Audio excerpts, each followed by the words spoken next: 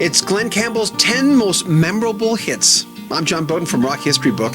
We asked 100 plus real Glen Campbell fans from our mailing list to name their 10 favorite songs, whether they were hits or not.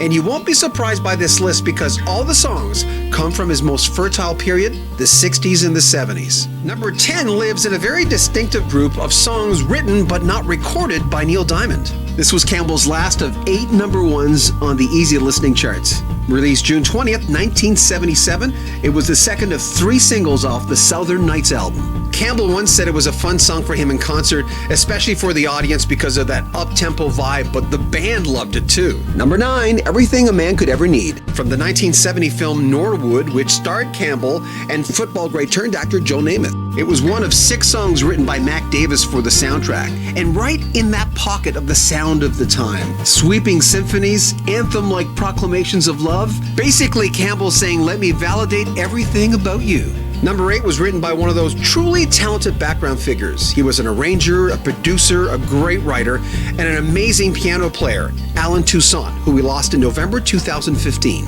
He wrote Southern Nights while visiting relatives in the Louisiana backwoods. It's all about those tales, those tall tales we tell around fire pits under the stars.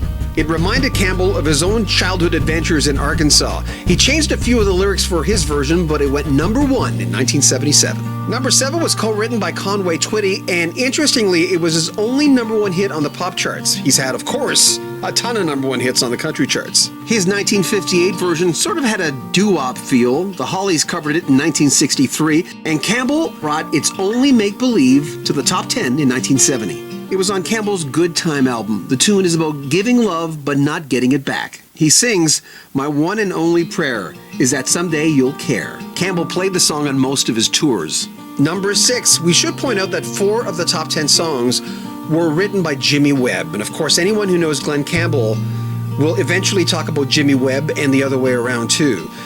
Webb was known as sort of the country pop version of Burt Bacharach, which is fitting because Bacharach was a big influence on Jimmy Webb. Where's the Playground Susie is a tale about lovers losing boundaries and time. It was released April 29th, 1969. The second single from the Galveston album, it reached number 28 on the country charts. We always appreciate all the feedback you give us. One thing we do get is your videos are too long. So we're going to split this one into 2 videos of the top 10 Glen Campbell songs. You're going to have a few surprises in our next video. Make sure you check it out. Leave a comment, subscribe to our channel. We'll also check out your videos. Stay tuned for part 2 of the top 10 Glen Campbell songs. I'm John Beaudin from Rock History Book.